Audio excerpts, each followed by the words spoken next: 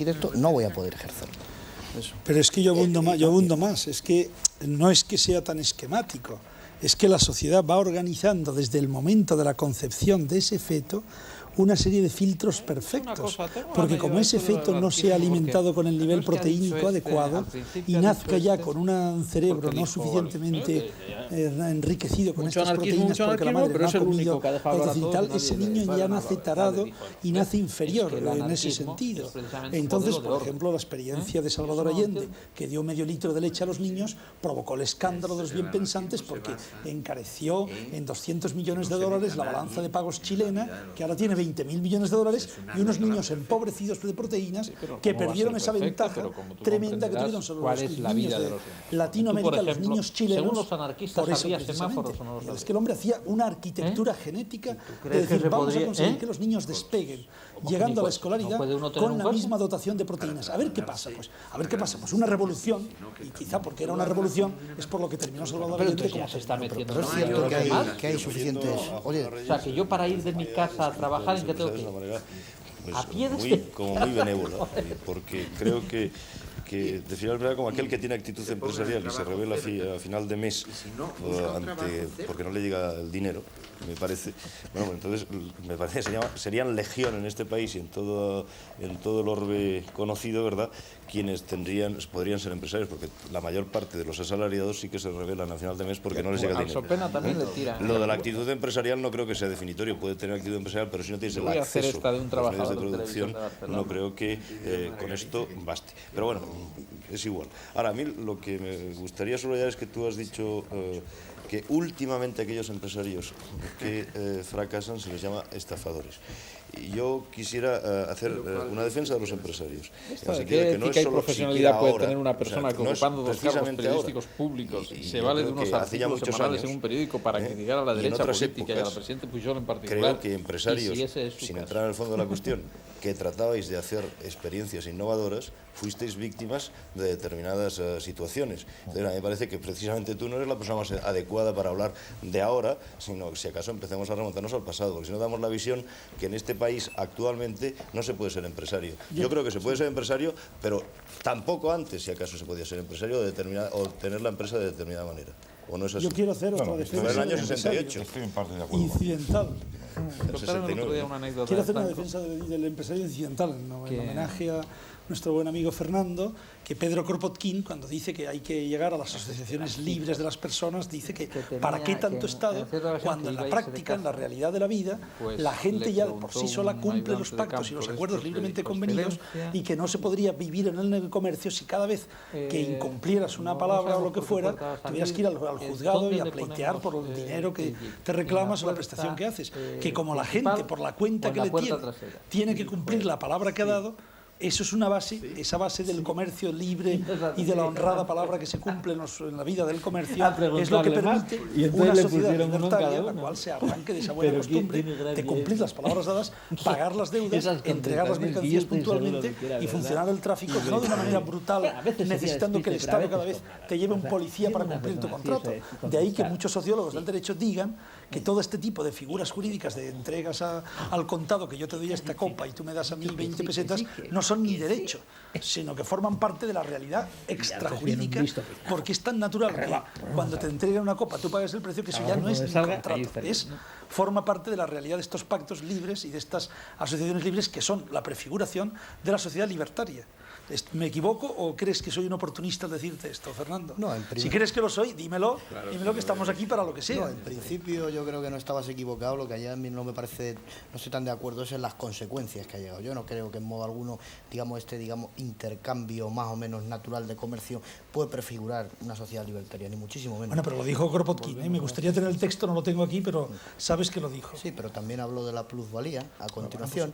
También habló precisamente de esas clases intermedias que quizá nos toquen directamente en el problema de castas, es decir, unos señores que los que están encima pagan para que opriman a los que están debajo, es decir, le pagan más que a un señor, que a un Anarquismo productor. internacional de los trabajadores. Para que le garantice que ese señor va a producir, etcétera, etcétera. Bueno, ahora, en 2 minutos, por favor, y permitiéndome, ¿Cómo 2 minutos? Balbín, que esto no afecta al programa, y ya sé que yo me suelo escapar, distíngueme entre la plusvalía de Kropotkin y la plusvalía de Carlos Marx. Ay, no me fastidies. Me interesaría mucho. No, bueno, he pedido 2 minutos.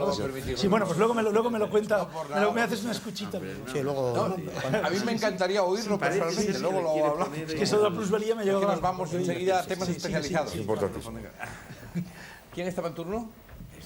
Fíjate, además es que ni siquiera se echa para atrás, que ya es una sensación de que te pone ya en nervioso. términos de lo que son actitudes empresariales. Si vosotros me permitís, estar con esa normal relajación. el criterio de todos, pero el tuyo, ¿no?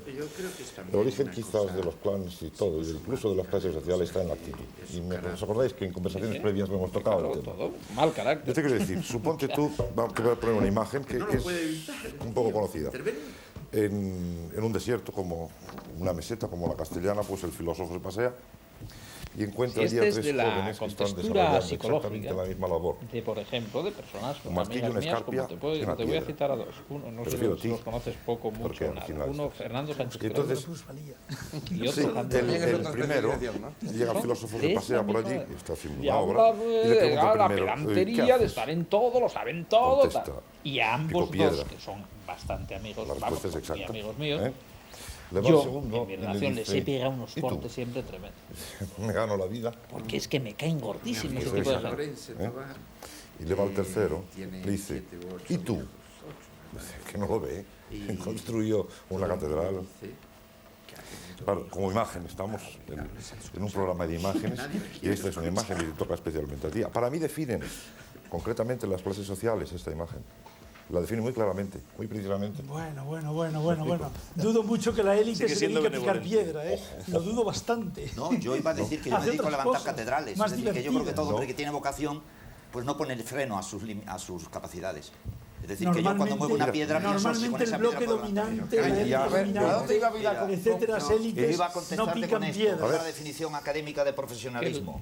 Cultivo o utilización de ciertas disciplinas, artes o deporte como medio de lucro. En el momento en que uno hace de su profesión objeto de lucro, no es un verdadero profesional. Porque profesional, la voz latina profesional, viene del que profesa, es decir, del que se dedica, como los monjes profesan. Me decía un profesor de historia de la escuela, viendo una exposición, ten cuidado, no te confundas, que cuando dice aquí el profesor de arquitectura fulano de tal, no es que fuera profesor de arquitectura, es que profesaba la arquitectura. Luego, el profesionalismo es un defecto lucrante de la vocación de arquitecto, o de la vocación de carpintero, a la que amo, o de cualquier otra vocación menor. Minimiza el contenido artístico de toda la cuestión. Sí, simplemente para decir 2 cosas. Primera, me costaría mucho trabajo poner el énfasis suficiente en manifestar mi discrepancia con lo que ha dicho don Juan Vilá, de identificar las clases sociales con actitudes. Y, en segundo lugar, me costaría el mismo trabajo poner el énfasis suficiente en mostrar mi discrepancia con lo que ha dicho el señor Saiz de Oiza acerca del profesionalismo como también, esa actitud espiritual, señorial, despegada de los bienes materiales, de ejercicio de una vocación. Mi discrepancia con ambas posiciones es absolutamente radical.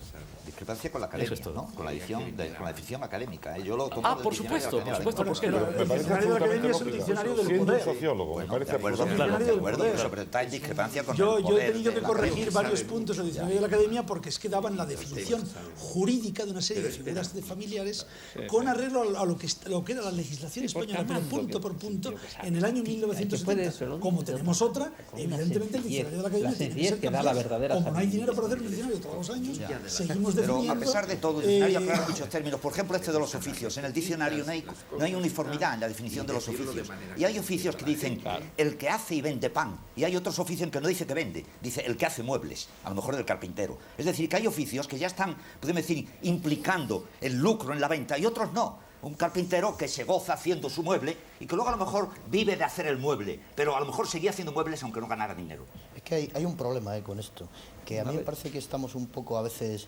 perdiéndonos en declaraciones de principios, y como tales declaraciones de principios son positivas, porque a mí con lo que estáis diciendo digo, hombre, yo les afilio a todos. Sí, de verdad. Porque parece que estamos, ya que salió antes Kropotkin, en eso que decía, de una sociedad libre, de cada cual según sus posibilidades y a cada cual según sus necesidades. Eso parece lo que se dice. Pero sin embargo eso no es cierto en la sociedad real. O sea, por tanto, a mí me gustaría ir más a los concretos. No, pero Fernando, es que contigo estamos en los objetivos, estamos de acuerdo. Es en los medios. Pero en los medios, en los medios los que discrepamos. Pero esto es de otro nivel, ¿no? Profundamente, yo no discrepo contigo. Oye, en definitiva, lo que he dicho yo... Vamos, si traes uno para ti lo bebemos a medias, pero trae preguntas buenas y Artesano es el que hace las cosas con arte.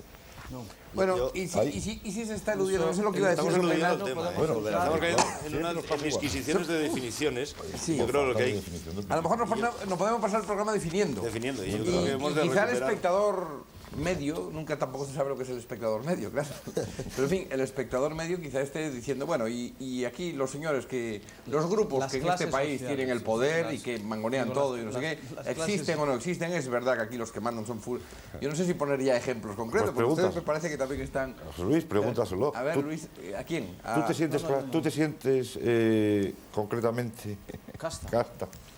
Bueno, decir me siento casta, pero claro, me vais a decir, te escapas por la tangente.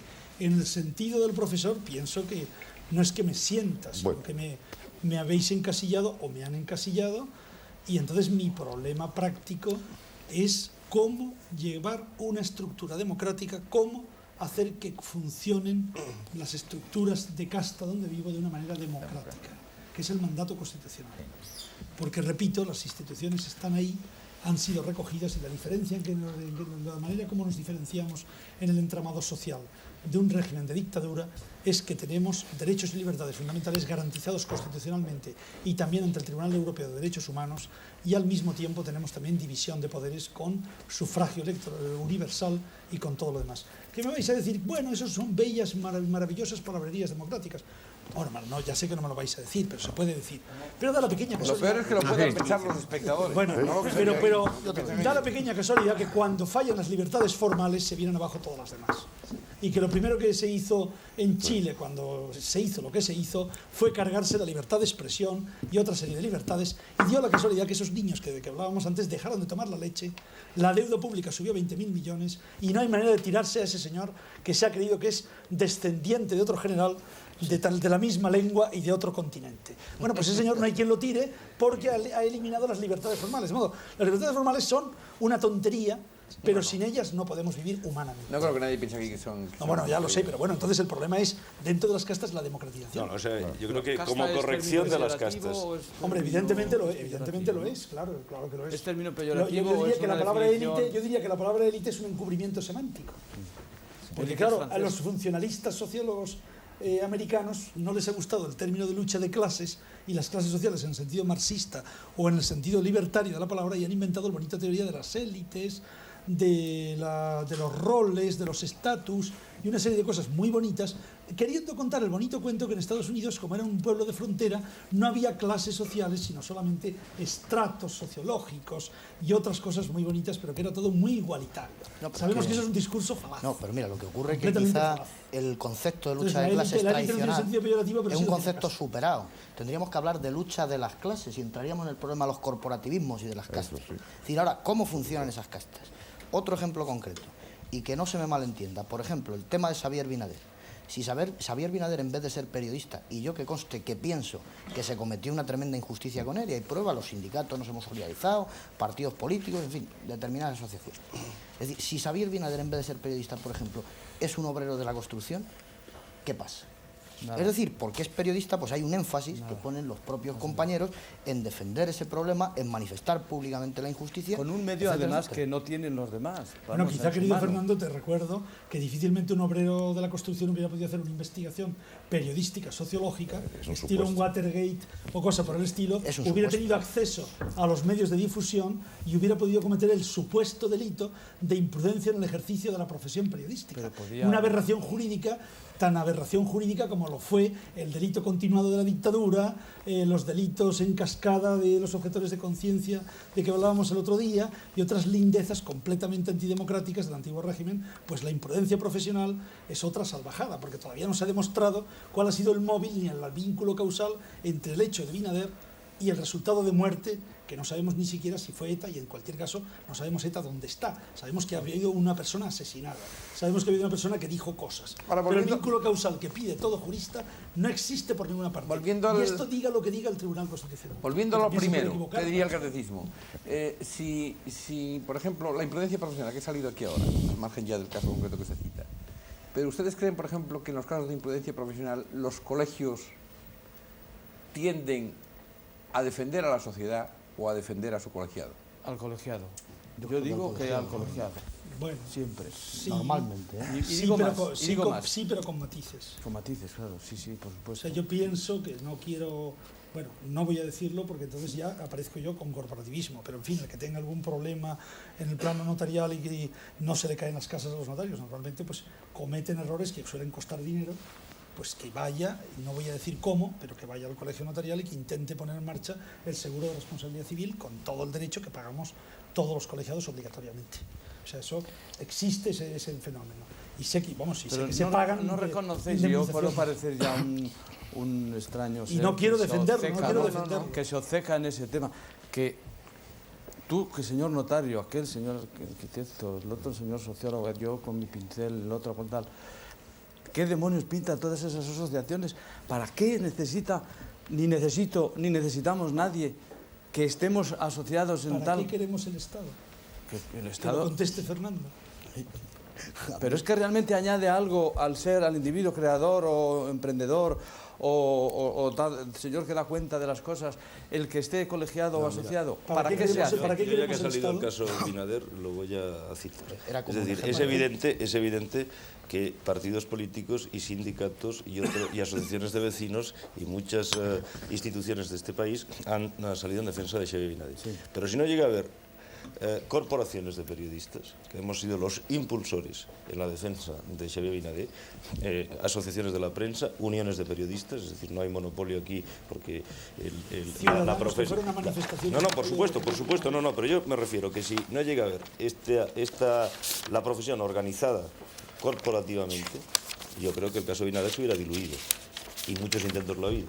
Bueno, pues yo solamente por esto, y podría poner otros muchos ejemplos, reclamo el derecho y el deber de los periodistas a estar organizados, porque, perdona, es que me parece absolutamente necesario. Sí, es decir, que no es un mecanismo... Lo descubren dos individuos, no una asociación. ¿Quién? El Watergate.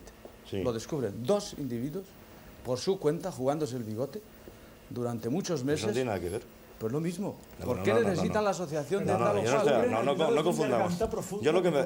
Pero eso tendrá que ser cuenta de ellos. Porque le hubiera costado el cargo. Y entonces digo la Asociación de la Prensa de los Estados Unidos, allí no puso ni una especie de cosa. Pero es que no tiene nada que ver. Yo creo que estamos confundiendo los casos. Yo lo que digo es que la defensa, y he empezado hablando de los principios éticos de la profesión, creo que se defiende bien, o se debiera defender bien, a través de las agrupaciones profesionales. Si no puedes dejar al individuo inerme ante la sociedad, porque esto que estás pintando tú es una situación ideal, como creo que antes se ha pintado, es decir, en un país donde no hay presiones sociales, donde no hay grupos de presión, donde no hay poderes fácticos, bueno, pues el individuo por sí mismo a lo mejor se defiende. Pero una sociedad como la que conocemos... ¿Hay poderes fácticos, digo yo? ¿Cómo que no hay? Digo que ¿por qué lo hay? Bueno, mira, porque existe el Estado, porque existen las clases sociales, porque existe... Pero ¿y por qué eso se produce así? Porque algo te está creando un mecanismo de autodefensa, esas asociaciones, esos grupos, esos cuerpos, que por otra parte se crean y luego aberrante todo su desarrollo y se crea, como una especie de extraño poder que a su vez se empeña contra la sociedad, en cierto modo. No, yo creo que es en defensa de la sociedad. No. En la mayoría de los casos, cuando no se hace justicia por el canal debido, en cierto modo está creando una desigualdad social con los demás miembros de esa nación. Intentaba distinguir, en una primera aproximación, quizá no se lo he dejado hablar claramente, porque intentaba distinguir. Yo creo que estamos englobando, estamos confundiendo poderes fácticos, y yo creo que los poderes fácticos es una manera de hablar con las corporaciones profesionales. Yo creo que, en fin, hemos de ser más rigurosos, porque es que si no metemos en el mismo saco a poderes, repito, fácticos, corporaciones profesionales, corporaciones... Yo creo que no. No, vamos a ver. Lo que sucede me parece... Vamos a ver, perdón, Beltrán, un segundo. Adelante. Yo, para introducir factores de controversia aquí, porque, vamos a ver, voy a leer un párrafo de los muchos que tenemos, por supuesto, preparados por nuestros documentalistas, pero creo que se necesita una nueva controversia antes de pasar a las preguntas de los espectadores que pasaremos enseguida. Entre las numerosas citas que se hacen aquí, hay algunas fundamentalmente de Iván Ilich, que es uno de los personajes que más se ha dedicado a tratar estas cuestiones. Voy a leer uno de los aspectos de lo que ha escrito Ilich. Los cuerpos de especialistas profesionales que hoy dominan tanto la creación como la satisfacción de las necesidades constituyen para Iván Ilich un nuevo tipo de cártel o grupo de presión o control. A diferencia de las profesiones liberales de ayer, que proporcionaban el respaldo ético a vendedores ambulantes de elevada posición, las nuevas profesiones dominantes pretenden ejercer el control de las necesidades humanas, convirtiendo al Estado moderno en una corporación de empresas de control. Los profesionales afirman poseer unos conocimientos y una autoridad especiales e incomunicables para determinar no solo la forma en que hay que sacar las cosas, sino también la razón por la que sus servicios son obligatorios. Muchas profesiones están hoy tan desarrolladas y organizadas que además de ejercer tutela sobre el ciudadano convertido en cliente, determina la configuración de su mundo. La profesión estaba esperando yo. Obtiene el poder por concesión de una élite cuyos intereses defiende. De la misma manera que el sacerdocio proporciona la salvación eterna, una profesión pretende la legitimidad de ser intérprete, protectora y suministradora de un especial interés intramundo del público en general. Y esta clase de poder profesional existe en sociedades en que llegar a ser miembro de la élite viene de la pertenencia al estatus profesional. Sí, bueno, eso yo creo. Yo personalmente creo que Ilich está haciendo referencia a las dos grandes batallas en las sociedades escolarizada y otra que tiene también sobre la medicina, que habla también de la medicina o de la desinstitucionalización. Sí, bien, de la medicina, gracias. no recuerdo el título. Pero se está refiriendo concretamente al me avisáis cuando enseñanza y al tipo esté bien. de medicina que se practica en Estados Unidos. Los invitados al programa de hoy el énfasis de este párrafo está en función son Beltrán, del Sopena, Vilá, poder que tienen como auténtica casta médicos y enseñantes en los Estados Unidos. Por ejemplo, en Estados Unidos es sabido que hay unos 500.000, 600.000 médicos que controlan tan absolutamente la medicina que es preciso importar del tercer mundo, incluyendo en este tercer mundo a España naturalmente, cerebros, porque hace falta gente que haga la guardia de los hospitales, porque a un americano de clase alta no se le ocurre hacer una guardia en los hospitales. Hay que traer un ghaneano o un español o un inglés o un irlandés para que le haga las guardias. Entonces habrá otro medio millón de hilotas que son médicos de hospital que hacen esas guardias. Entonces, en ese contexto, pero claro, eso de es una sociedad medicalizada. Bueno, aparte de los médicos que él no cita, explotada por los párrafo, médicos. Aparte de los médicos, que efectivamente hoy no hay aquí ningún médico, pero también pudiéramos... Pues la sociedad americana, clarísimo. Efectivamente no hay, por ejemplo, pero podría decirse, bueno, pues los médicos lo mismo. Hay unos colegios de médicos, al margen de las discusiones puntuales, que está de moda la palabra. No, pero está pensando en eso. Puntuales. Bueno, los médicos son los que organizan sus colegios, sus enseñanzas, etcétera, etcétera, y al final hay que ser médico para curar. Pero bueno, todo el mundo sabe que hay curanderos que también curan. ¿O no? Si te deja la policía, el colegio claro, médico, ahí está. Pues la justicia, este es el fondo de la cuestión. Ese es el nudo de la cuestión. Este es el fondo de la cuestión. Por eso la sociedad, el Estado, exigen la constitución de determinadas corporaciones profesionales. Determinadas garantías, al final. Efectivamente, pero esto no ha sido así siempre. Por ejemplo, Le Corbusier no era arquitecto, ni era francés, como la gente piensa, ni se llamaba Le Corbusier, como mucha gente piensa. Entonces, Goya hoy fue a la sería Escuela de Bellas Artes, pintoresco que no se le dejaría colegiar en el Colegio de Madrid, evidentemente. No podría construir casas. Pero esto, con ser chocante, efectivamente, en términos generales responde a un principio, digamos, sano y razonable. La sociedad quiere protegerse de que alguien construya casas que se caigan. El problema es que todas estas medidas son siempre ambiguas. ¿Pero tú crees que lo garantiza eso implica monopolio, eso implica poder. El texto de Iván Ilich hace referencia al monopolio de saber, al monopolio del conocimiento y, por consiguiente, a un principio de poder. Es decir, algo que uno crea como algo positivo y bueno para todos, por su misma ambigüedad, se convierte en algo primero peligroso y posiblemente después pernicioso. Y bueno, a fin de cuentas ese es el problema. ¿qué hay más lógico que la gente que tiene intereses comunes y problemas comunes se reúna y trate de, digamos, apoyarse mutuamente? De ahí al abuso y al corporativismo. Por eso la frontera sutil. Por eso todos los adioses propugna alternativas a esa némesis médica, se llama némesis médica, y como de ahí es horrendo. Horrendo. Pero hay una cosa en la que yo discrepo. ¿Es la sociedad la que se protege o es el Estado el que se protege? Bueno, vamos a ver. Eso es muy típicamente ágata, querido. Eso es típicamente muy buena ágata. pregunta. Anarquista. Bonito problema filosófico. No es bonito problema filosófico. Es que hay que distinguirlo. A ver, vamos a acabar con el pensamiento. Hay que distinguirlo. O sea, a mí se me dice, bueno, la sociedad tiende a defenderse.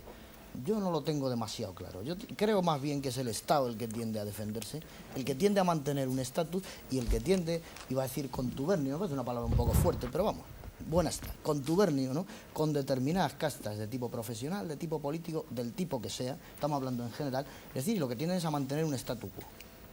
Claro. Ese es el problema, a mí no me vale decir la sociedad se defiende. Claro.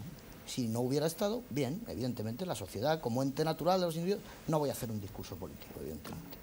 Yo creo que es el Estado el que tiende a defenderse y el que eso lo utiliza. Es decir, que no me vale tampoco el principio de decir esto puede ser sano desde un punto de vista social de defensa, no, sino que subyace una problemática, que es la problemática del poder, en definitiva. Pero yo veo bien que haya frente al abuso de los grandes colegios el uso alternativo de los medios, por ejemplo, frente al monopolio medical, a la némesis medical, por ejemplo, las mujeres que se han dado cuenta del abuso que comete el ginecólogo, muchas veces controlando el cuerpo femenino, han hecho el movimiento de hágalo usted misma y han conseguido a través del hágalo usted misma que los ginecólogos no consideren como un lugar de dominio el cuerpo de la mujer, obligándole a una serie de Pero tú sabes que en Oviedo ha ocurrido un caso muy concreto ahora de esos abusos de ese tipo y ha saltado el colegio el primero amparando al... Si la estructura y el funcionamiento del colegio de Oviedo fueran democráticos, no podría existir. Pero es que yo creo que no se puede poner en cuestión la organización, lo que se puede poner en cuestión si esa organización es democrática, ¿no? El acceso a la profesión, si la sociedad es democrática, ¿no?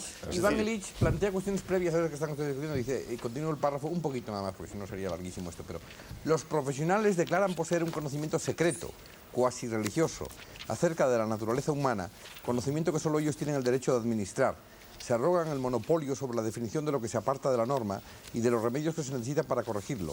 Poseen incluso su propio lenguaje inventado, así como unos procedimientos regularmente ininteligibles para el lego. Eso nos pasa especialmente a sociólogos, médicos y abogados. Y teólogos. Los sociólogos empleamos palabras muy de jerga profesional muchas veces para hablar de lo que la gente habla normalmente, porque todo el mundo, desde el momento en que anda en una sociedad, es un poco sociólogo. Los médicos no, digamos, le dicen a usted que tiene una algia y lo que están sencillamente es describiendo lo que le pasa a usted, que es que tiene un dolor, que le duele aquí, tiene usted algia en el hombro. Pues vaya un camino, para ese camino no se necesitaban alforjas. Los juristas no, digamos, la sofisticación de los términos y la oscuridad sistemática de la norma tiene como objeto justamente el fundamentar. ¿Qué ha pasado a los políticos mucho e incluso a la prensa a través de los políticos? Es que efectivamente, es que eso lo que plantea es que a través de un lenguaje, digamos, esotérico, no se puede llegar a ese conocimiento y entonces de una manera, si quieres inconsciente, digamos, bueno, estos señores son más listos, sabe y por consiguiente puede. Estoy de acuerdo contigo, Fernando, en que uno de los grandes méritos de Roosevelt, el New Deal, el nuevo trato, fue empezar a tratar a los americanos con una buena palabra en las charlas en torno de la hoguera, hablando en lenguaje sencillo, hablando de friends, mis amigos. El peligro del os lenguaje pasa esto y lo otro, y yo voy a procurar hacer esto y lo otro por vosotros. Y simplemente ganó 4 elecciones una detrás de otra, porque el pueblo americano creyó exactamente en un líder que hizo una coalición que ojalá se reconstruya para el bien de la humanidad en este noviembre próximo. El peligro de, vamos, el mal del lenguaje oculto, misterioso, esotérico, recae sobre el propio que lo usa. Decía un filósofo que efectivamente el hombre no nace enseñado, como decía antes, sino que se realiza a lo largo de la vida. Nace y se realiza. Al nacer no encuentra más que el pecho de la madre y el chupete, a lo mejor. Y a medida que se va realizando, va cambiando de actitud y se convierte más que en un ser que recibe, en un ser que se entrega. Y este filósofo dice, y una forma de reconocer la mala condición de la entrega es aquel que usa solo un lenguaje parcial, que solo entre los suyos se conoce. Del mundo no hay más que los otros jugadores de ajedrez, o los otros filósofos, o los otros sociólogos. Afortunadamente, el castigo del que usa un lenguaje especial es que tiene un mundo tan pequeño como cuando nació. Eso es opinión de un filósofo. El hombre nació libre y por todas partes está rodeado de cadenas. Juan Pilar. Bien, yo quería ir continuando el desarrollo de eso. Lo siguiente ya son los espectadores que seguro que van a preguntar cosas. Pues yo quisiera plantear una pregunta y plantearos una pregunta. ¿Creéis que las élites son necesarias? ¿Como tales, élites? Sí. ¿Definidas como tales? No, sí. Yo no. Yo creo que lo de élite realmente no es necesario. Es difícil de decirlo. Según lo que entiendes por élite. Claro. En el sentido de siempre habrá alguna persona en la sociedad de la abundancia, del rito, de la danza, que las habrá, no, del que deseo satisfecho, que no es necesario, no impide que las haya. Del comunismo libertario, habrá personas que tendrán mejor y más inteligencia, más belleza corporal, más seducción, mejor palabra, aparte de la pregunta, Juan Pilar, ¿y Juan Pilar lo cree o no lo cree? Porque claro, pero que no creo que sea necesario. Oye, quizás he planteado a la pregunta, podría decir, ¿son positivas o negativas? Pues fíjate, son positivas que gracias a que había una élite de gente soñadora de que podría transmitirse una imagen por televisión, ahora otros están disfrutando de vernos. Bien, ya tengo la respuesta. Que no les aplaudo el gusto, porque a lo mejor no les gusta vernos. Yo no hubiera podido inventarla. Luego hay que reconocer el valor de esa élite que volcó, en vez de dedicarse a lo mejor a ver un partido de fútbol, a divagar sobre si la electrónica podría llegar a transmitir una imagen. Pero ¿y por qué le llamamos élite? Si ese es un señor que trabaja, como tú has dicho. Ese es un señor que ha creado algo con su trabajo. No se le puede llamar élite ni es necesario que sea como tal considerado, que es lo que digo yo, que todos somos en cierto modo castas, porque claro, ¿qué casta más impenetrable y más esotérica que la carta de creación artística en todas sus ramas? Pues eso, así es. Pero ¿por qué necesariamente tenemos que reconocer que esa élite debe existir? No, esa élite es y está en función y si se desarrolla y tal, ya está. No, lo que yo he querido decir es que al ser está brindando felicidad a través de la lectura del cuadro, la transmisión de la imagen. Que si todos hubiéramos sido iguales, no todos podríamos haber hecho tecnología tan sofisticada como la de la televisión o una especialidad tan poética como la de la pintura. Sí. Gracias a que nos especializamos y que nos distinguimos, efectivamente nos hacemos felices los unos con los otros. Es que en realidad el progreso es consecuencia directa de la iniciativa privada, de la iniciativa individual. Esta es un hecho concreto y que creo que suscribiréis. Depende. El progreso de la iniciativa privada y tecnológico, todo lo que disfrutamos, todo cuanto nos rodea, ha sido consecuencia de la iniciativa privada. Y si bien una gran parte de invenciones han sido casualidades, siempre les han sucedido a los inventores estas casualidades. Si hubieras dicho de la competitividad, te recuerdo que cuando construyeron las pirámides, ¿quién las construyó? Fue Keops. ¿Fueron acaso cuando se hundieron las naves solamente lloró Felipe II? El constructor de la muralla de China, ¿qué hizo por la tarde? ¿Nadie le ayudó a construir la muralla de China? No, yo no te digo que no le ayudaran. No fueron élites, fueron masas de trabajadores que tuvieron que sudar mucho para levantar las murallas de China, para levantar las murallas de Keops, y que Felipe II lloró mucha más gente cuando se hundió la Armada Invencible. Bien, pero no deshaces Son unos versos muy bonitos de Bertolt Brecht. No, pero Juan Pilar habla de que es consecuencia de la iniciativa individual. Y del sudor, del esfuerzo, sangre, sudor y lágrimas del peonaje. Pero estamos de acuerdo. ¿Qué quiere decir Juan Pilar frente a iniciativa privada? ¿Cuál sería el otro polo? Si eso es producto de la iniciativa privada, ¿de qué no es producto? A ver, puntualízame un poco más. Tú has dicho que es un resultado de la iniciativa privada. ¿De qué no es resultado entonces? ¿Cuál es el otro polo? El que no es iniciativa privada. ¿Cuál sería el otro polo? ¿La iniciativa pública? ¿Las masas? ¿Qué es el otro polo para ti? Las masas integradas por el proletariado orgánico, el anonimato, Gramsci, por ejemplo. Pero date cuenta entonces que estás formulando con tu pregunta, con tu aparente pregunta, una petición de principio. Naturalmente que, digamos, la creatividad excepcional normalmente no es anónima, porque todos señalamos con el dedo al creador excepcional, del tipo que sea, de la televisión o de las pirámides. El otro polo sería la pérdida de la iniciativa. La inapetencia a cualquier iniciativa, al no sentirse gratificado ni por él mismo, ni dentro de sí mismo. No, pero hay un problema ahí, que se dice el progreso. Y claro, como término el progreso es aceptable, positivo, etcétera, etcétera. Pero el progreso, sin embargo, ha conllevado aspectos negativos. ¿Y por qué ha conllevado aspectos negativos? Porque a lo mejor no ha nacido tampoco de una necesidad social. Ha nacido, por ejemplo, decir, bueno, vamos a hacer centrales nucleares. Bien, vamos a hacer centrales nucleares. ¿Qué conlleva eso? O sea, yo creo que el progreso debe nacer, no digo que nazca necesariamente, es decir, de una función social. Nosotros estamos aquí reunidos, somos un grupo de personas que tenemos una serie de necesidades, y decimos, bueno, pues hay que cubrirlas, cumplirlas y necesariamente progresar. Y entonces llega el señor Saiz como arquitecto y dice, pues os voy a hacer una casa fenomenal.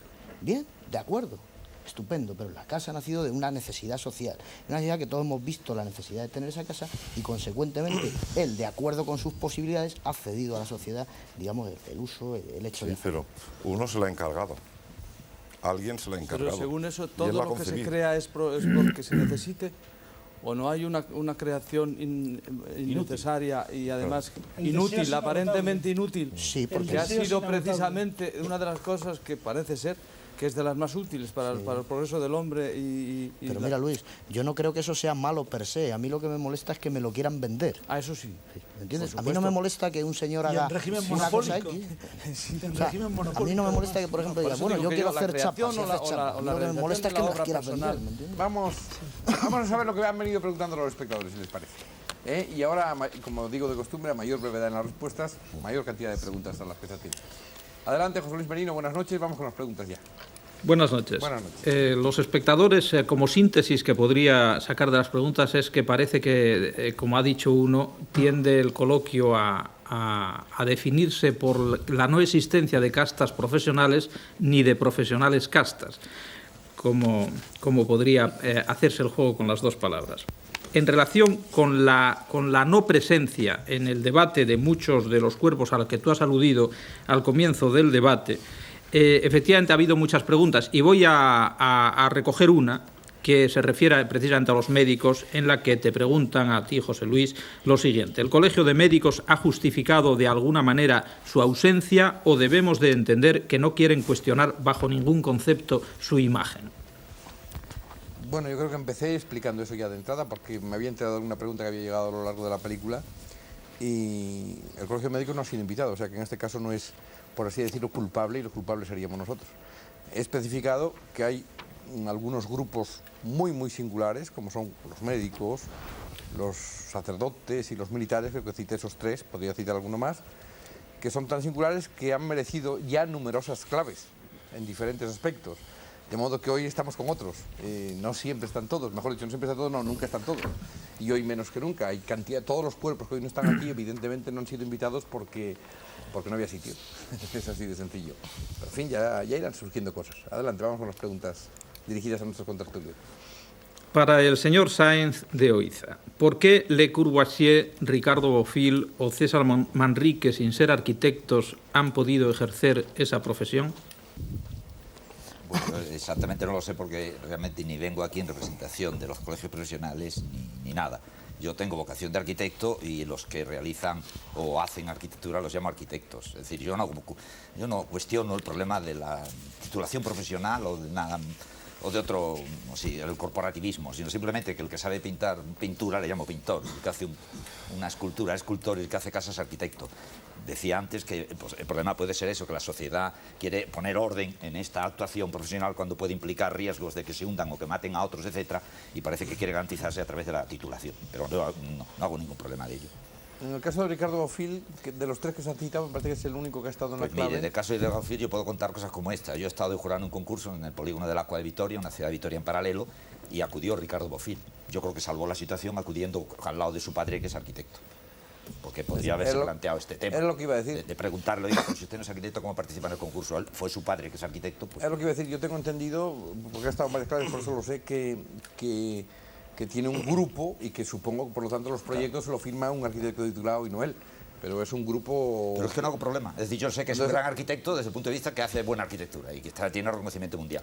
Y por lo tanto, yo ahora, que vengo a título personal y no como representante de ninguna clase, pues realmente digo a mí, hace muy buena arquitectura, luego es arquitecto. Pero en fin, la pregunta del espectador, que es ¿por qué ha podido? Bueno, pues ha podido porque probablemente los proyectos no los firma él, sino los firma un arquitecto de su cuando haga falta. Adelante, más preguntas. En relación con las afirmaciones también del comienzo del debate de Luis Sáez sobre la no colegiación de los artistas plásticos, Ha habido multitud de llamadas de todas partes, desde Sevilla a Valencia, desde donde llamó precisamente el decano del Colegio de Doctores y Licenciados y Profesores de Dibujo. Y bueno, hay una pregunta que dice, como resumen de todas ellas, que le dirigen y que es la siguiente. En Burgos le han enseñado a hacer afirmaciones gratuitas al ignorar la existencia de un colegio oficial de licenciados y doctores en Bellas Artes y profesores de dibujo. Sepa, antes de que Luis hable, que sepan todos nuestros contertulios que precisamente es lo contrario de lo que a veces ha afirmado de la clave. Que nosotros las preguntas las hacen los espectadores y que la redacción tiene la misión de que, como no hay tiempo a plantearlas todas, las que se seleccionan son las más impertinentes. Luego no se extrañen que haya preguntas. Adelante. Yo tengo que reconocer así, paladinamente y directamente, que no tenía conocimiento de ese colegio. Vamos, ni me importa, vamos, tampoco me importa. Más preguntas, ya está respondido. Y también otra pregunta siguiendo con la línea de la impertinencia que hace para el compañero Sopena. Un trabajador de televisión en Barcelona le hace esta pregunta. ¿Qué ética y profesionalidad puede tener una persona que, ocupando 2 cargos periodísticos públicos, se vale de unos artículos semanales en un periódico para criticar a la derecha política y al presidente Pujol en particular, y si ese es su caso? Pues no sé si es mi Dice, caso. el caballo blanco de Santiago, parece. Da la impresión. Lo que no tenemos la garantía es de que sea un trabajador de televisión, él lo dice. Que no la seleccionen tan impertinentes porque resulta es así demasiado pintoresca. porque a veces los espectadores nos dicen, es que ustedes no preguntan lo que pone en situación difícil a los contertulios, ¿no? Lo que pasa es que esto a lo veces... pone en situación fácil. Adelante. No, eso de los 2 cargos públicos, es decir, yo tengo un cargo que no es público, es de elección, que es el de presidente de la Asociación de la Prensa, un cargo que es el de director de informativos en Televisión Española.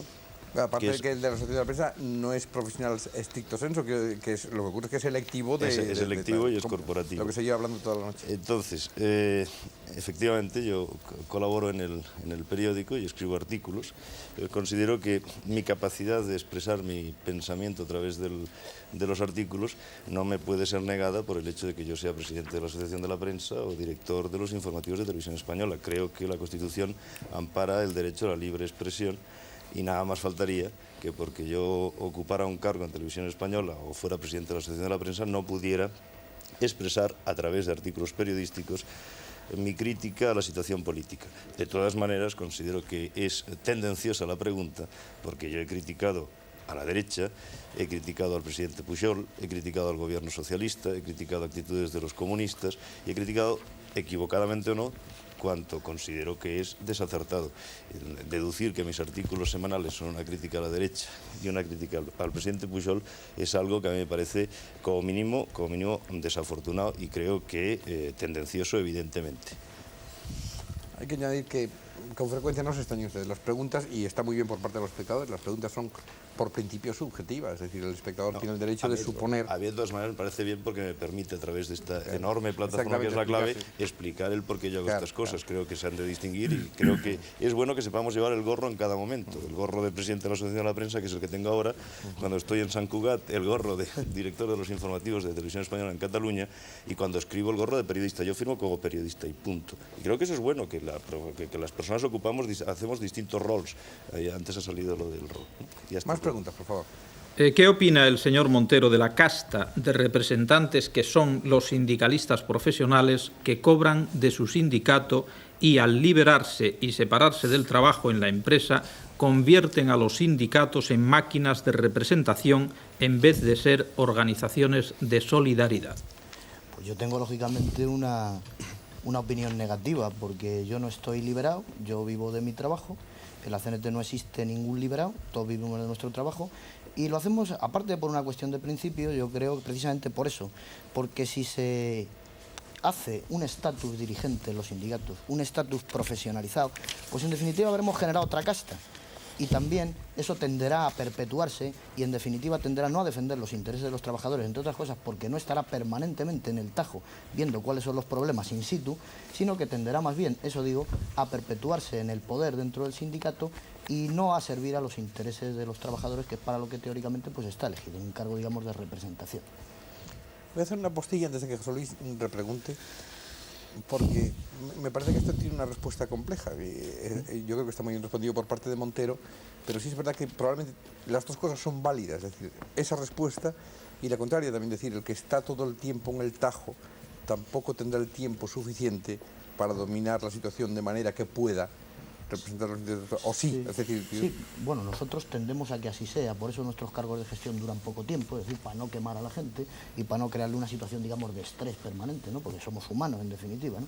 Y también hay otra cuestión, yo no voy a cuestionar, digamos, por principio el tema de los liberados, pero si el ser liberado va aparejado a un cargo, eso genera una casta. Es decir, si nosotros tenemos, por ejemplo, vamos a suponer, no se da el caso, ¿no? Un señor que está cogiendo el teléfono 24 horas al día o 18, 16 en el sindicato, lógicamente habrá que pagarle. Pero habrá que pagarle por una función que hace, no por un cargo político.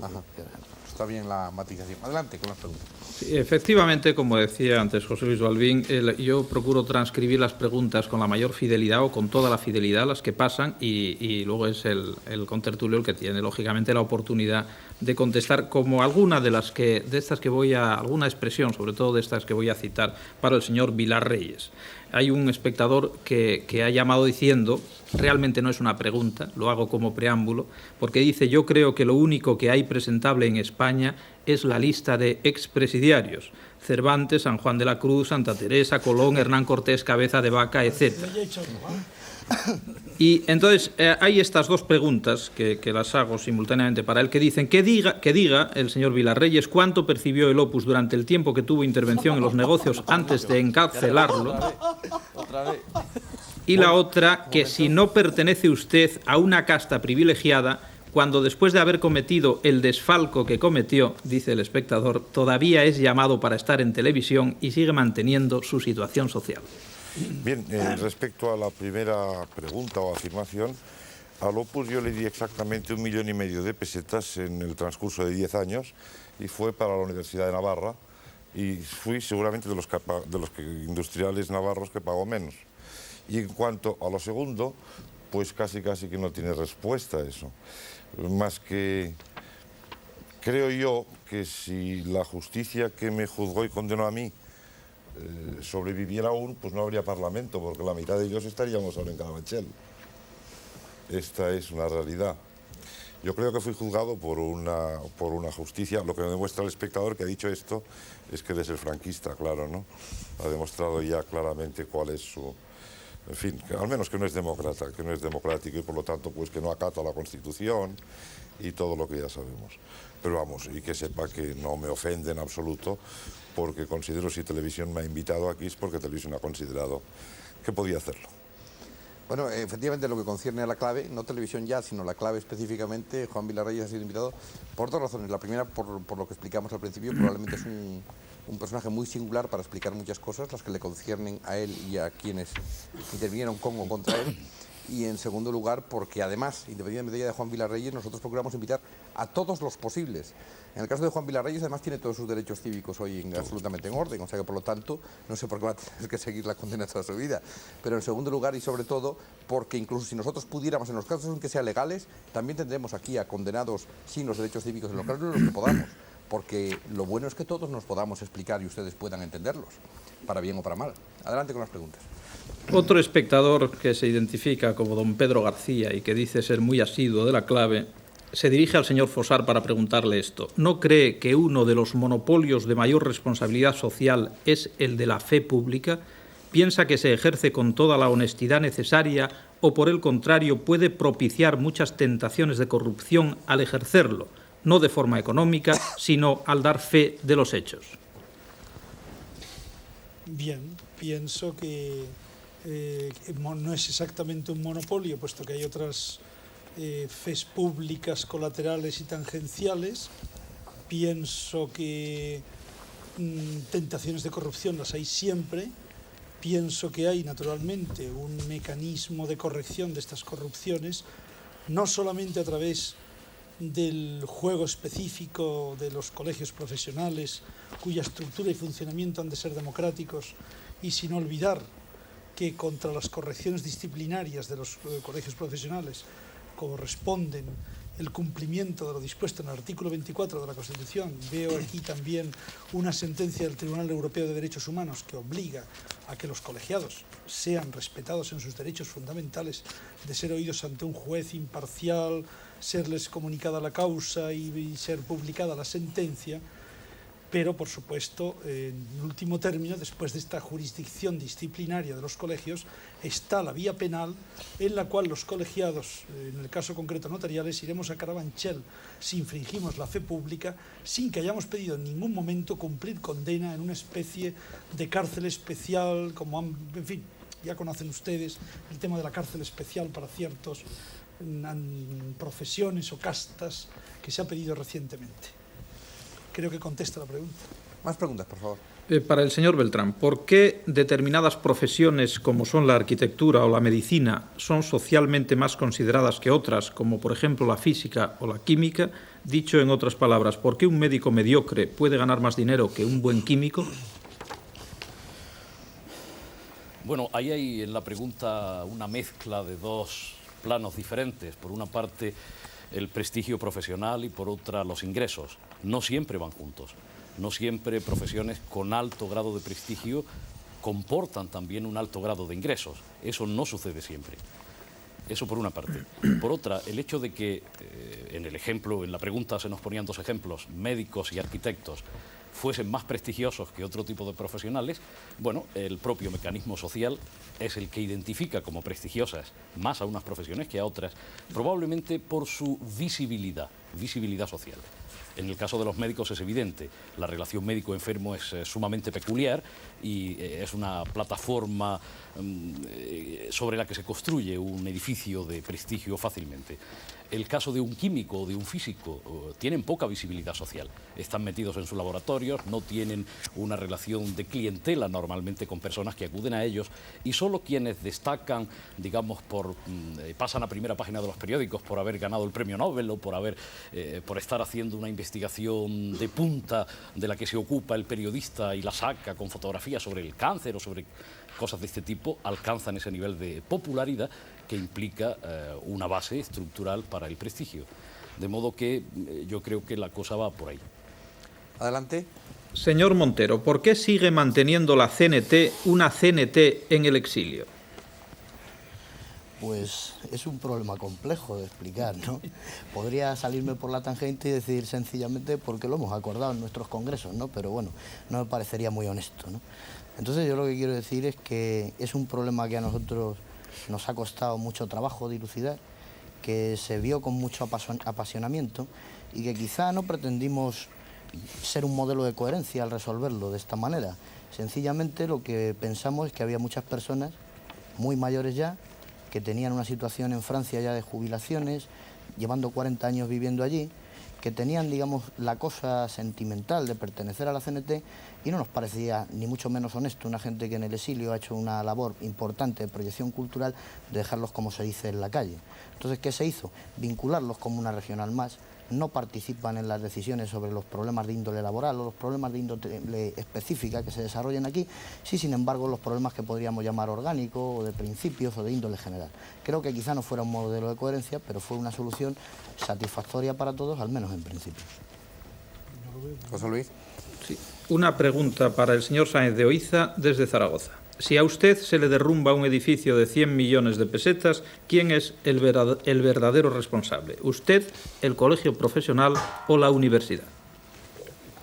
Bueno, el juez el responsable legal, según la justicia, es el arquitecto. El problema que usted plantea es interesante y ahora se debate mucho entre las organizaciones profesionales de este tipo, que es que cubrir una póliza...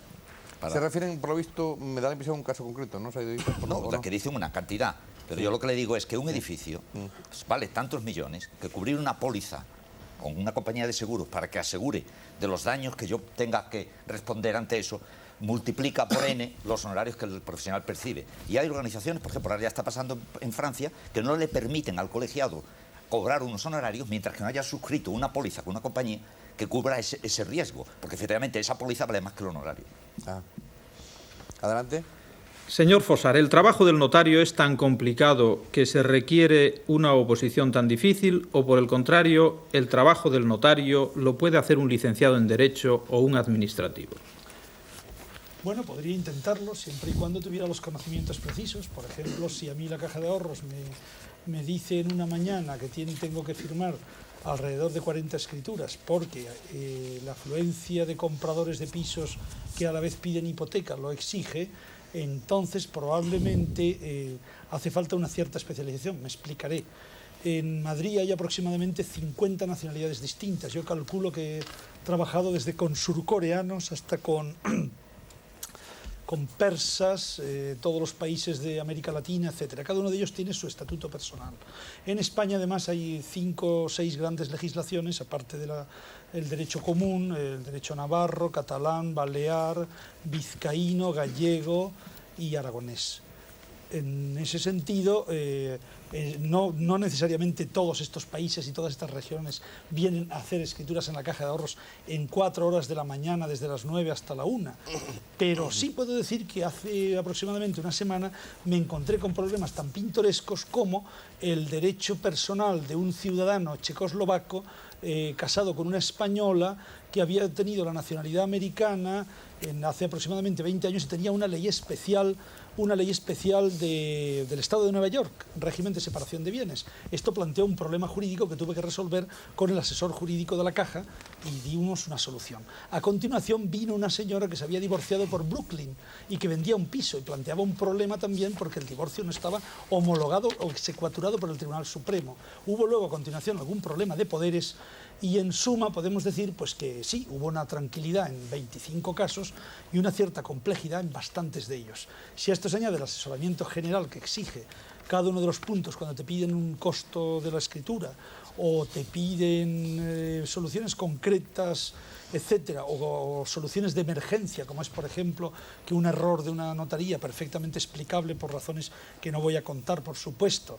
Les dije yo, váyanse ustedes a la notaría que les hizo la escritura, que aproximadamente en media hora pueden arreglárselo, y como son las 11:15 de la mañana, antes de la 1 ustedes pueden firmar. Bien, pues todo este complejo de circunstancias, posiblemente un licenciado en Derecho podría hacerlo, siempre y cuando hubiera estudiado aproximadamente lo que ha estudiado un notario.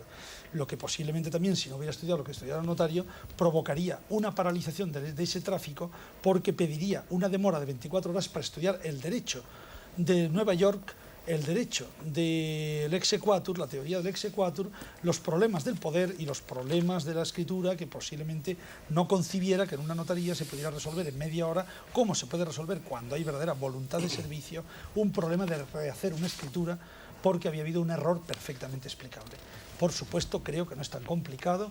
Teóricamente podría ser que hubiera licenciados en Derecho que tuvieran la especialización de un notario, pero lo cierto es que la especialización existe, lo mismo que hay especialistas en violín, que naturalmente eso no se consigue en un año ni en 2, sino en una larga experiencia, pues probablemente el saber, o sea, si se refiere al título de licenciado en Derecho, el diploma que recibimos todos en la facultad, que nos habilitaba para todo, posiblemente con ese simple título, sin una práctica mínima y un control mínimo, no diera solución para los problemas prácticos de la Caja de Ahorros, que quiere 80 escrituras en una mañana, porque a la otra mañana va a tener otras 80 y a la otra otras 80.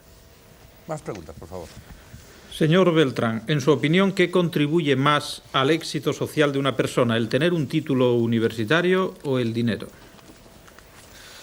Normalmente las dos cosas suelen ir unidas. Es raro encontrar gente que proceda de una familia económicamente bien situada y que sus hijos hagan, por ejemplo, formación profesional o sean torneros fresadores o carpinteros. Yo he hecho alguna vez el experimento de preguntar a un grupo de estudiantes de bachillerato de un colegio, digamos, de élite, si se imaginaban a sí mismos haciendo, digamos, trabajo manual durante toda su vida. La carcajada con que se ha respondido a mi pregunta evidenciaba que no les pasaba por la cabeza. Esa distinción entre tener dinero, tener título, por supuesto, hay mucha gente que ha ganado dinero sin haber tenido como punto de partida un título. Pero normalmente la gente que en nuestra sociedad, por lo menos, tiene un determinado nivel social, pertenece a una clase social relativamente alta, automáticamente todo el mundo concibe, no pueden no concebir que sus hijos vayan a la universidad. Eso por una parte. Por otra, ¿qué produce éxito con más facilidad? ¿El título o el dinero? Hombre, depende para qué clase de cosas. Probablemente para un empresario el apoyo, la plataforma económica sea imprescindible. Tiene que hacer unas inversiones, digamos, necesita unos medios, un capital para poner en marcha. Mientras que, por ejemplo, pues para ejercer una profesión que exige la titulación, posiblemente no sea necesaria esa plataforma económica si es, por ejemplo, el caso de un médico que ejerce en un hospital de la Seguridad Social o cosa por el estilo. Más bien, tanto el título como el dinero son resultados del éxito social, más que causas del éxito social. Adelante, José Luis. Para el señor Fossar también, un poco como continuación de la pregunta anterior, ha habido numerosísimas preguntas en relación con el planteamiento de la casta que suponen los notarios respecto de los empleados de las notarías. Ha habido, como digo, muchísimas, probablemente ha sido el tema más tocado, o los que más han llamado, y he seleccionado estas dos. Una dice: ¿por qué cuando los notarios se jubilan quedan sus empleados en la calle sin obligación de contratarles los notarios que les sucedan? Y la otra dice: ¿cómo es posible que los notarios de Madrid, Barcelona, etcétera, obteniendo en sus respectivas notarías unos beneficios de 30 millones de pesetas anuales, se nieguen a subir los sueldos de sus empleados, que por término medio están en 45.000 pesetas mensuales, cuando una escritura de compraventa de un piso ronda las 50.000 pesetas?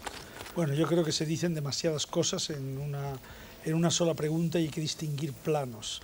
En el primer término hay convenios colectivos en todos los colegios notariales aprobados en este momento. En el Colegio de Madrid está en vías de negociación la celebración de un último convenio colectivo. No es cierto que los sueldos de los empleados sean por término medio de 45.000 pesetas. Por supuesto que no. En mi notaría, desde luego, no. ¿En la notaría de Fossar no? Desde luego que no, porque aunque hay un abanico bastante abierto, el sueldo mínimo es de esa cifra precisamente. Y de ahí para arriba con aumentos de tanto por ciento muy superiores a los que me ha puesto, los que está generosamente reconociendo el gobierno. O sea que los notarios no estamos aumentando en el 3% o en el 4% del rendimiento bruto, del sueldo bruto de un año para otro, sino estamos subiendo casi en cuantías al doble de lo que estaba señalando el gobierno para Iberia, etcétera. Por otra parte, lo de las escrituras habría mucho que matizar. Lo cierto y verdad es que se va creando poco a poco una casta de notarios con reducidos ingresos conforme aumenta. Por una parte disminuye la contratación por diversos conductos, desde pérdidas de competencia, crisis económica, descentralización a las autonomías, posiblemente de determinados instrumentos públicos, etcétera, llegada a Madrid de nuevos notarios, etcétera, etcétera. Por todo ello, y aparte de que no es cierto que tampoco el término medio de la escritura sea 45.000 pesetas. No me atrevo a decir ojalá, porque es un insulto a un país que tiene 2,5 millones de parados y por consiguiente somos conscientes de ello. Es evidente que el notario ha perdido de renta real desde el año 71 hasta acá una determinada proporción. Pienso que es dificilísimo de cuantificar, pero desde luego no ha subido en el índice de coste de vida el valor del instrumento público, ni siquiera con un aumento de coste ponderado de costos del instrumento sin cuantía de fines del año 82. O sea, realmente el empobrecimiento de España llega a todos los niveles. Por supuesto, tenemos más cinturón los notarios, esto es otro tema. Quizás si queremos una sociedad socialista, tengamos que tener todos el mismo tipo de cinturón. Quizás si queremos una sociedad socialista, tengamos una visita de marines en nuestras playas que no nos permitan hacer ese tipo de cinturón unitario y uniforme para todos. En ese contexto tenemos un Estado social y democrático de derecho en el cual los ciudadanos votan, los partidos políticos proponen elecciones y el marco de la Constitución determina unas reglas de juego que por supuesto son muy amplias y que por supuesto acataremos notarios y no notarios. Todos los poderes del Estado, los notarios por supuesto no son un poder del Estado, sí lo es el Poder Judicial, que también está sujeto a la Constitución y al resto del ordenamiento jurídico como todos, y en ese sentido creo que contesto bastante aproximadamente a lo que se me ha preguntado. Adelante, José Luis. Para el señor Sáenz de Oiza, si nuestros estudiantes de arquitectura trabajan más horas que los del extranjero, ¿por qué no tenemos mayor número de buenos arquitectos? Yo le contestaría diciendo que tenemos un extraordinario número de grandes arquitectos entre la juventud. Lo que me preocupa precisamente es que no veo que esta generación de jóvenes estudiantes de arquitectura que yo creo que están al nivel de los mejores del mundo. Y efectivamente lo estamos explicando con las matrículas de honor que en estos últimos años se están dando, que no se daban antes. Es decir, que tienen ahora también es verdad que hay una gran competitividad en nuestra Facultad de Madrid, donde hay 6.000 estudiantes y efectivamente suelen salir promociones de 600, 800. Pero a mí me duele, y efectivamente aprovecho esta oportunidad de la televisión para decir que desde mi punto de vista personal me gustaría que cantidad de concursos restringidos que se hacen para los arquitectos, porque es una modalidad que se da ahora bastante, en el que efectivamente el arquitecto presenta sus propuestas, sus soluciones con lema, que estuvieran abiertos de una manera, podemos decir, corporativa a estudiantes que han destacado en el ejercicio de los estudios, para que, aunque todavía no tienen nombre, fueran inscritos en los concursos restringidos, de manera que tuvieran la oportunidad de manifestar su gran calidad arquitectónica. Adelante. Para el señor Montero, ¿cómo se pueden sostener en España los desorbitados privilegios económicos de algunos profesionales que cobran por arancel cuando en otros países son profesiones a nivel general? Me refiero, dice el espectador, a funcionarios públicos. Bueno, eso quizá no correspondería mucho que me lo preguntaran a mí, porque precisamente nosotros sí estamos en contra de todo eso. Yo que lo preguntan precisamente con intención, me da la impresión, vamos, sí, ¿no? sí, Yo sé lo mismo que ustedes. Si estamos precisamente en contra de todo ese tipo de desequilibrios sociales y de toda esa serie de injusticias y nos oponemos a ello, pues yo lo que entiendo es que, bueno, también influyen las castas en eso, también influye una determinada serie de poderes que evitan que, por otro lado, la presión de la calle, de los sindicatos, de los trabajadores, de la ciudadanía, pues llegue, digamos, a terminar con esos privilegios. Yo creo que es una situación de correlación de fuerzas, por ahora, y en definitiva el tiempo será el que dirá qué va a pasar con eso. ¿Más preguntas? Para Enric Sopena, dos preguntas que se contradicen, o sea que puede analizarlas como quiera. Una desde Tenerife pregunta a un espectador diciendo que cree que cada vez hay menos castas y solamente existe el cuarto poder, o sea, el de los periodistas. Y otro espectador dice que, en su opinión, le pregunta, en su opinión, la profesión periodística es la menos corporativista, ya que no se protege, puesto que no se exige el título de periodismo al que quiera ejercer esa profesión. Bien, yo antes de nada quisiera hacer un preámbulo. Es que, hablando de castas, me llama la atención el hecho de que, bueno, es una cosa que se sabe, pero que se ha puesto de manifiesto antes, cómo todavía persiste una casta que es la de los inquisidores, es decir, aquellos que pretenden silenciar opiniones. Esto era la reflexión que se me ha ocurrido a la pregunta que se me ha hecho anteriormente y la que se le ha hecho a Juan Vilarreyes.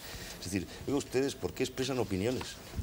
A mí lo que me sorprende es esto, y se puede llamar, pues esto no es ético, es decir, a mí me preocupa que en este país todavía se siga poniendo en duda la capacidad de expresar públicamente las opiniones, y eso lo digo a título de preámbulo, pero me preocupa porque creo que es una casta que está permanentemente incrustada en esta sociedad española. Yendo a las dos cuestiones que se me acaban...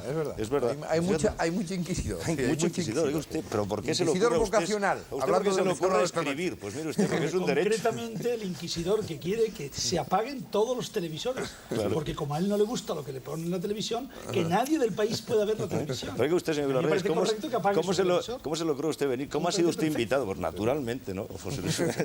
Bien, no, pero vamos a ver.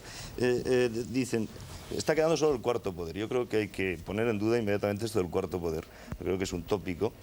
Habría que ver si la prensa o los medios de comunicación somos el cuarto, el quinto, el sexto, no sé qué poder, algún poder hay, efectivamente. En todo caso, a mí me gustaría distinguir entre los medios de comunicación y los periodistas, porque yo considero que quienes tienen el poder son los propietarios de los medios de comunicación. Yo creo que esos son los que tienen el poder realmente y los periodistas actuamos como intermediarios de ese poder. Yo creo que eso hay que repetirlo porque en realidad los periodistas tratamos de ejercer nuestra profesión, pero lo hacemos en un marco determinado, en unos medios de comunicación muy concretos que están en unas manos muy concretas y hay que analizar, antes que analizar a los periodistas, hay que analizar quiénes son y qué grupos son aquellos que tienen los medios de comunicación en España y en cualquier otro país. Los que contratan al periodista. Vamos, exactamente. Y eso me viene bien para la segunda pregunta. O sea, dice, es una profesión tan poco corporativista que ya no se exige ni el título. Me parece que esta ha sido la... Bueno, pues sí, yo cuando decía antes que esta es una profesión que no es corporativista, es una profesión que a poco que nos descuidemos los periodistas dejará de ser profesión. Porque en estos momentos hay toda una ofensiva por parte exactamente de, no diría los empresarios, yo en este caso querría precisar, determinados empresarios de prensa, que lo que querrían es terminar con la profesión periodística como tal y dejarla reducida a aquellos que son contratados para hacer de periodistas. Entonces, esta profesión, si esta tesis triunfa, y frente a esta tesis nos alineamos las asociaciones de la prensa, las uniones de periodistas, sindicatos como UGT, sindicatos como comisiones, y probablemente, yo no conozco la opinión de vuestra, pero probablemente sí. No lo sé. En fin, en todo caso, yo sí que puedo manifestar estas cuatro organizaciones. Defendemos que la profesión periodística ha de estar regulada y ha de ser una profesión en sí misma, con independencia de que luego seamos contratados o no. Que ha de ser una profesión a la cual se ha de acceder a través de algunas vías. Una, la titulación, para eso están las facultades de Ciencias de la Información. Otra que defendemos es que cualquier universitario con 2 años de ejercicio profesional pueda ser considerado periodista, e incluso defendemos que a través del ejercicio consolidado de la profesión periodística durante 5 años, esa persona que lo haya conseguido pueda tener, digamos, la acreditación de periodista. Pero consideramos que lo que no podemos es liquidar la profesión periodística, y nos preocupa mucho en estos momentos a los periodistas que haya unos intentos de terminar con la profesión, lo cual no creo que sea corporativismo, sino sana defensa de la profesión, y por algo será que pretenden exactamente esto, es decir, que no exista la profesión organizada, o que exista cada vez menos. A mí, en este sentido, me gustaría añadir otra cosa. Una de las aspiraciones de los periodistas es tener una presencia en los órganos de dirección ideológica de los medios de comunicación, a través de los comités o los estatutos de redacción. Bueno, pues cuando ahora el Grupo Socialista lo ha introducido en un proyecto de ley de ayudas a la prensa, ya han empezado a oírse voces criticando esta enmienda del Grupo Socialista, diciendo que esto restringe la libertad de información. Yo creo que es todo lo contrario. Es decir, en la medida que los profesionales de la información y toda la sociedad de alguna manera pueda penetrar en los medios de comunicación, esos medios de comunicación son más democráticos, son mucho más plurales, porque si no vamos a confundir la libertad de expresión con la libertad de empresa, que es otra cosa, muy legítima, pero que es otra cosa. Yo eran las dos cuestiones que iba a contestar. José Luis, yo no sé si habrá tiempo a una o dos últimas preguntas. Vamos a ver, yo creo que hay tiempo a 2 preguntas todavía. Yo quería salir en defensa de los espectadores diciendo, a propósito de lo que ha dicho Enrique Sopena, que hombre, el menor derecho que les podemos dar es el de inquirir, que no tener una actitud inquisitorial, que en definitiva no la tienen. Pero si no era contra los espectadores, puesto que elegimos las preguntas más impertinentes. Perdón, pero semánticamente se empezó inquiriendo, en el buen sentido de la palabra, y se terminó en las hogueras de la Inquisición. O sea, que ese espectador me parece muy correcto. Perdona, que ojo, porque así, pero que no tenga tal como lo has expresado, para quemar a ningún periodista. Tal como lo has expresado, tal vez yo no me he explicado bien. Yo no estoy en contra, ni mucho menos, de los espectadores, y creo que tienen derecho a preguntar, y me parece bien que haya preguntas impertinentes. Lo cierto es que hay algunos espectadores, legítimamente lo hacen, pero hay que expresan, a mi juicio, ¿verdad?, una determinada actitud inquisitorial. Punto. Yo no digo que todos los espectadores lo hagan. Un juicio previo. Exactamente, nada más. Lejos de mi ánimo decir que los espectadores no pueden preguntar, todo lo contrario. Todo lo contrario. Pero está bien, es bueno saber todo esto, y además la lástima es que no dispongamos de un mecanismo mejor de pregunta-respuesta. Cuanto más fluido sea, mejor. Es el mejor que hemos encontrado. Cuando encontremos otro, pues mejor, pues lo mejoraremos. Adelante. En todo caso, ya se sabe que preguntar no es ofender. Bueno, como últimas preguntas hay la de siempre para nosotros, que dice que a qué casta profesional pertenecen las mujeres que en este programa de hoy no están, como no lo están casi nunca, ¿no? Si quieres contestar algo, José Luis, o no merece la pena. Bueno, merece la pena, sí, puesto que lo preguntan, pero efectivamente hay que contestar casi como siempre, que desgraciadamente para nosotros, que la sociedad no dispone de muchas mujeres, aunque nos han enviado listas extensísimas de mujeres, pero en el grupo de los notarios, de los empresarios, etcétera, de los arquitectos, en fin, lo que hoy está aquí representado, son minoritarias. Y nosotros lo que no podemos es desvirtuar, porque también sería manipular, desvirtuar la representatividad de quienes hoy están aquí. Pero que cuando podemos traemos a mujeres, siempre que podemos, y que incluso intentando manipular un poco, sí hemos hecho programas en relación específicamente con la mujer y con mayoría de mujeres. Más preguntas. Señor Vilarreyes, ¿por qué los empresarios pueden ejercer su trabajo sin tener un título empresarial? Bueno, porque precisamente quiero decir una cosa aquí. Empresario y empresa pues viene de emprender. Y emprender quiere decir, según el diccionario de la Academia Española, iniciar algo dificultoso. Me parece que es prácticamente esto, ¿no? Y realmente, pues esto está en manos de todo el mundo. Creo que es la profesión más abierta a todo el mundo, puesto que no hay ninguna limitación. Y creo que precisamente también es bueno que sea así, porque es una de las profesiones, si me permitís esto, más importantes que hay, puesto que es la que genera realmente, como he dicho antes, los puestos de trabajo. Exige riesgo, exige beneficio, que es la ruptura del statu quo, como es natural. Y en fin, yo creo que el día en que se necesite título para ser empresario, pues se acaba con el empresario. Este es mi criterio. Hombre, pero no es tan abierta, porque yo que no llego al final de mes, evidentemente no puedo ser empresario. Bien, yo antes me he referido que es el que se revela contra esto y actúa en consecuencia. Yo me revelo hasta ahora sin resultado. Última pregunta, José Luis. Para el señor Sáenz de Oiza, ¿quién obtiene más ventajas del colegio? ¿El arquitecto, el colegiado o el usuario? Yo creo que a lo largo del debate ya se ha contestado parcialmente. Creo que es una exigencia social que existan los colegios para poder controlar un poco la producción de la arquitectura y la responsabilidad de los colegiados. El usuario, en ese orden, también creo que saca ventaja, y el propio profesional yo creo que es el que menos ventaja saca, no sé, directamente, nace orden cultural, etcétera. Muy bien, señores. Siento no poder decir hoy señoras y señores entre ustedes, como nos decían hace un momento. Gracias por su participación. Yo creo que ha sido un debate bastante clarificador. Lo de muy clarificador en un coloquio y en televisión siempre es insuficiente. El programa es abierto, es informal, es sin guión, es sin un reglamento excesivo, un reglamento mínimo, que es el de que no haya insultos personales, porque lo contrario sería convertir, y se está ya utilizando en otros sitios, pues esto en un debate pues, parlamentario, en politizar, en el sentido más peyorativo de la palabra, puesto que un político es todo, como se dijo en algún momento a lo largo del debate, de politizar en el sentido más peyorativo, pues hasta la espontaneidad de los participantes.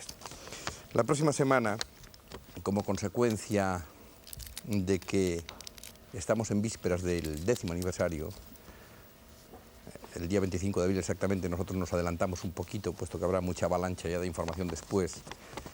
Un programa se titula Clavos de Abril, claveles en abril, como consecuencia, decía, del 10º aniversario del cambio de régimen en Portugal. Contamos ya con la mayor parte de los participantes confirmados. Hasta ahora están confirmados Adriana Moreira, Rosa Coutinho, Melo Antunes, Julio Busquets, Alberto Míguez, y con una película documental que será estreno en España y por supuesto en televisión también, que se titula Escenas de la lucha de clases en Portugal, que es una producción norteamericana dirigida por Robert Kramer. Gracias de nuevo por su participación, gracias señores espectadores por la suya, hasta la próxima semana, muy buenas noches.